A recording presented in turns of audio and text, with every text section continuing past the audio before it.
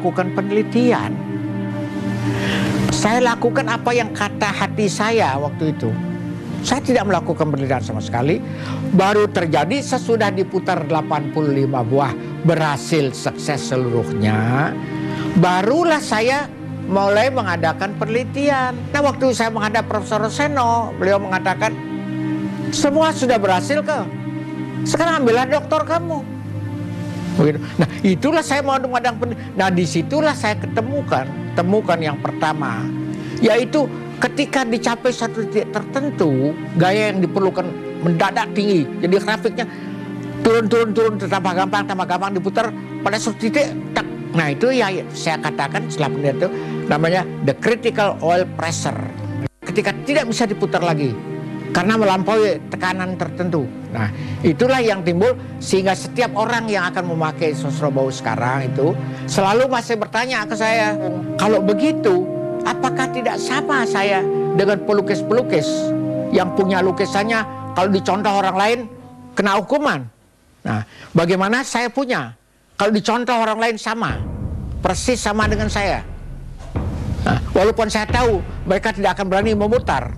Tidak akan berani, saya yakin tidak akan berani mereka memutar, walaupun mereka bisa membuat. Nah, kenapa tidak juga dihargakan seperti itu? Paten cuman lakunya bisa berlaku cuma 20 tahun atau begitu, atau 10 tahun atau 15. Kenapa begitu?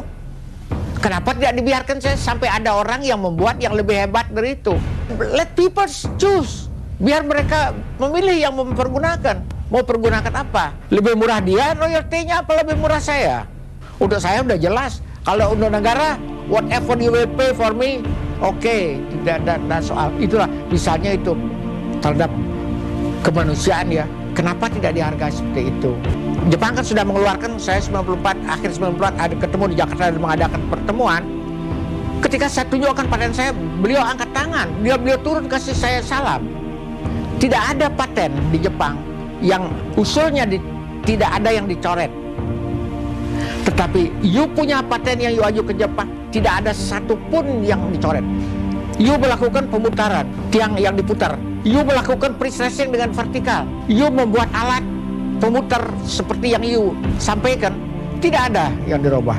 Dan tidak ada ketentuan untuk you bahwa tidak waktunya you punya untuk 6 tahun, untuk 5 tahun. Tidak ada. Kenapa di Indonesia ada? Nah itu. Presiden, ya Pak. Gimana? Sudah Pak, sudah bisa saya. Ya, saya berterima kasih. You sudah mulai membantu meningkatkan keinsinyuran kita. Terima kasih Pak. You mau apa? Itu pertanyaan beliau ke saya. Pak Raka minta apa? Kalau saya, ya jadi menteri lah Pak, kan gitu. Enggak. Mohon Pak diberilah nama. Nah itulah beliau memberi nama sosro bau. Gitu. Inovasi itu adalah suatu pikiran seseorang untuk menghasilkan sesuatu ciptaan baru tanpa mendapat bimbingan dari lain. Tidak dapat. Dia dengan cara dia mencari dulu, akhirnya dari hasil mencari itu menemukan. Saya menemukan tidak lewat penelitian lebih dulu. Sudah jadi dan sudah dipakai dan sudah sukses 85 buah. Pemutaran jalan layang di atas jalan yang sudah ada itu tidak ada.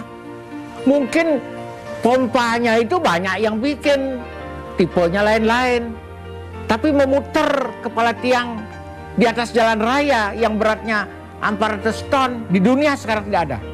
Ayah akan mohon kepada Tuhan. Beliau mengatakan, mohon kepada Tuhan, tidak mengatakan dirinya sendiri, mohon kepada Tuhan supaya kamu diberinya orang nanti 2 tahun yang akan datang kamu akan lihat. Nah itulah. Ya saya waktu itu apa 2 tahun yang akan datang saya tidak mikir. Persislah waktunya ketika kepala tiang pertama nomor 71 diputar itu. Persislah waktunya pada saat itu. Nah itulah saya menangis. Dalam film itu ada saya menangis. Kenapa saya menangis? Karena saya ingat ayah. Bukan semestinya saya menangis waktu itu, wah saya mau menang. Tidak, saya menangis misalnya ingatkan ayah. Itulah jalan.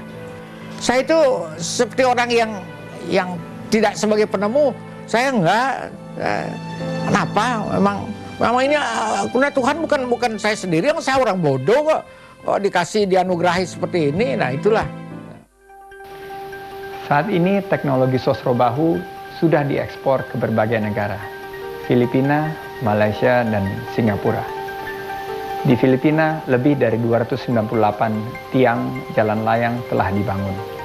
Dan di Kuala Lumpur, kurang lebih 135 tiang jalan layang sudah menggunakan teknologi sosrobahu. Sosrobahu merupakan karya inovasi anak bangsa yang menunjukkan bahwa Indonesia tidak kalah dengan negeri-negeri lain dalam hal teknologi tingkat tinggi.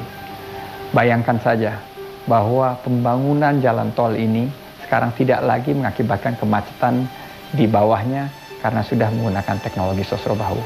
Bukti teknologi Indonesia yang mampu menghadirkan suatu solusi yang inovatif, ekonomis, dan aplikatif.